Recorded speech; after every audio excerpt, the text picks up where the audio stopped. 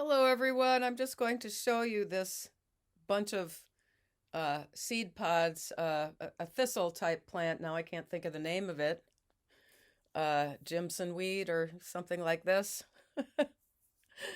It was sticking to me. My last coreopsis are still going rather strong. I think they're probably going to go over in a day or two. I really wanted to get my woods in the background, but again, the light contrast doesn't show off the woods. So here I am, just like this. I wanted to just give everyone some ideas prior to Thanksgiving, in case you might find yourselves in discussions about the cross-sex ideation, trans ideology world over next week's holiday. Because not only do we have the, Republican victories that for at least U.S. Families may find the differences in political ideologies very challenging. We also have Nancy Mace's brave and stunning effort to introduce this plan, this rule that male bodies may not go into female bathrooms and female private spaces. What is interesting about this is that this Tim Sarah McBride has now kind of caved. I think that's the statement that I heard, that he is saying he's not going to test this. And I think that's interesting because I sometimes consider something like that to be a little baby step, half step towards detransition, which of course is a much healthier thing to do. Let's see what else happened. For some reason, J. Michael Bailey keeps on publishing his apologias, that is, apologies, for the autogynophiles that he is such a great big fan of. He did this again, a second time, on Colin Wright's blog, Reality's Last Stand. And if I was Colin Wright, I really would not be taking these submissions from J. Michael Bailey anymore, because this is just this corner that Blanchard, Bailey, Cantor, and Zucker painted themselves into by their statements that a high percentage of men who say they're women, who are transsexuals or transvestites or whatever, their typology is, that they are autogynophiles, which is men who get sexually aroused by the thought of themselves as being a woman in a state of sexual arousal, which is really odd because women's pattern of sexual arousal is completely different than theirs. And, these are dudes walking around with an erection. And in fact, I also read someplace that there was a post-menopausal women's group which had a male coming to it, and he was getting erections that they could see. And they were told that they need to tolerate this. I think this was someplace in the UK where, I can't remember her name, but one of the originators of the Britain's La Leche League, the nursing breastfeeding organization, which helped me when I had my first son. I was pretty set when I had my second son, but so this 91-year-old woman in the UK publicly resigned, and wrote a letter that this organization is not for men to pretend that they can breastfeed.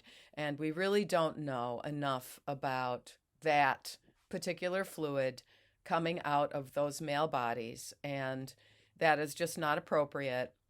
And so there's a lot of things that I think that, we've reached that peak. We are peaking, right? And normal, nice, kind, rational people who are able to engage in critical thinking are saying, okay, wait a minute, this has all gone too far.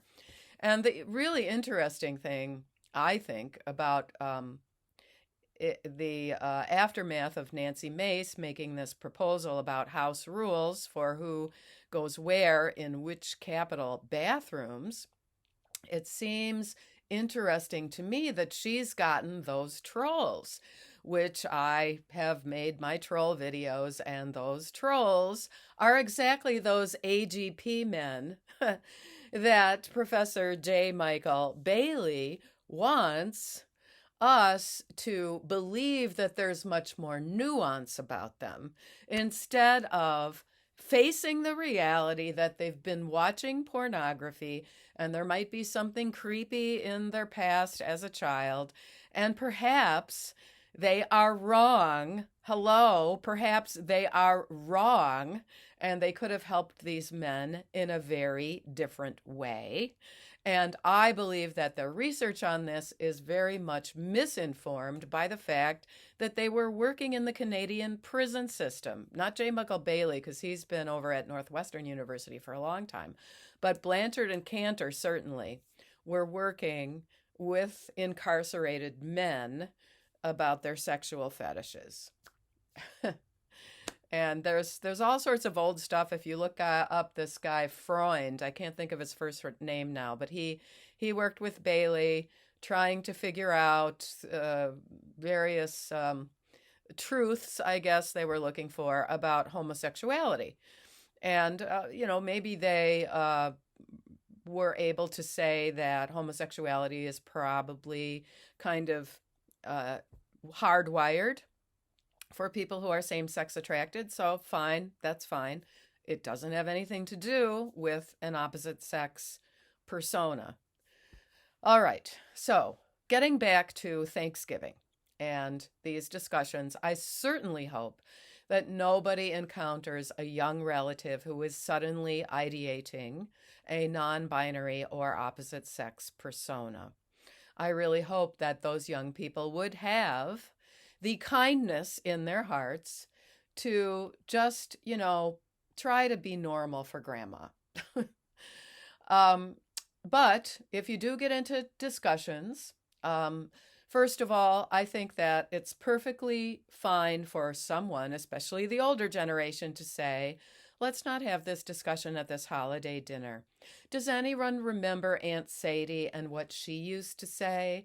And da-da-da-da-da, and try to just steer the whole conversation into memories. That's what families get to reminisce when they're together at a holiday meal. Steer it in that direction. However, if you do have this confused young person in your family, I suggest that you share, at least with the adults related to them, the Society for Evidence-Based Gender Medicine. I previously thought that they were too connected with GenSpect, but I think they've really gone in the right direction, and they've been doing all kind of analyses of the low quality studies. They've been debunking this Dr. McNamara, who testified in Congress, sitting next to Miriam Grossman. And I think that this, I don't know if it's completely a house of cards, maybe a house of cards with a foundation dug into the sand or something. It's not going to just come down, but it is starting to tumble a bit. And we're going to have all these different reactions. And the thing is, the trans-identified men, particularly, are going to start taking pictures of themselves in women's rooms, and they're going to prove what they actually want to be disproved, which is that it is boundary violations to do that. And these men are screwing around in there, leaving all kinds of bodily fluids on the toilet seat. Women are going to start having to carry Clorox wipes and things. Oh my goodness. And then don't put those in the toilet because then you'll mess up the system. You have to put it in the other bin. Oh dear. So, segm.org. That is the important one with all of the scientific information, as well as, when you're refuting those obnoxious, arrogant, far left-wing relatives of yours who say that there are no assaults in the bathroom, nobody's sticking the phone under the stall and upskirting you or something like that.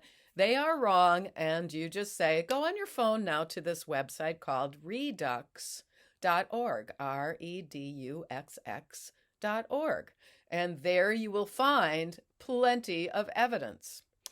Now, the other thing that I think it's important to bring up with these ideologically captured people is the webpage called Trans Journalists Association Style Guide. Trans Journalists Association Style Guide.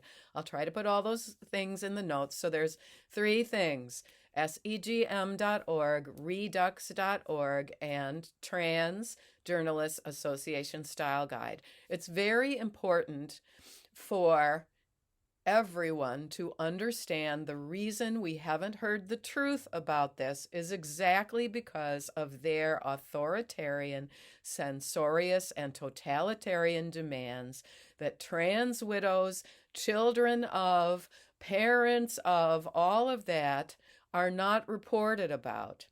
And the fact is, all of that is damaging actually to those individuals who are damaging their bodies with wrong sex hormones. They're promoting puberty blockers, which are damaging to the skeletal structures of young children. And we are being lied to specifically because of these style guides. And my ex-husband had worked for this tech company called Gallery Systems. He's retired from that. They've scrubbed him from the system, so I can say that. He, long ago, when I discovered his cross-dressing diaries, he worked for the Modern Language Association. Again, they've scrubbed his name from everything, but he was involved in the MLA Style Guide. And so his style guide emphasis, his desire to influence everything so that he can justify what he did because actually he regrets it. That's what it's all about. It's because there has to be daily suppression of the truth. There has to be daily censorship. There has to be daily totalitarian captured language, 2 + 2 = 5. So those are the 3 things. And then if there's any discussion of one of these confused children going to a gender therapist or gender doctor or something like that, what you need to do is ask, oh, did they help you to go through the wellness checklist? That's what I've been hearing about, is the wellness checklist, this new approach of making sure that your time online, seeing Reddit, Tumblr, and pornography and all other influences, Jeffrey Marsh, Dylan Mulvaney, all that stuff, that time needs to be made down to 0. And your time outside needs to be equal to that, even if it's putting on your rubber boots and taking a walk in the rain, like Uta Hagen used to when she was a child. I love that slicker and that big cap. Oh my goodness. I had a pink one.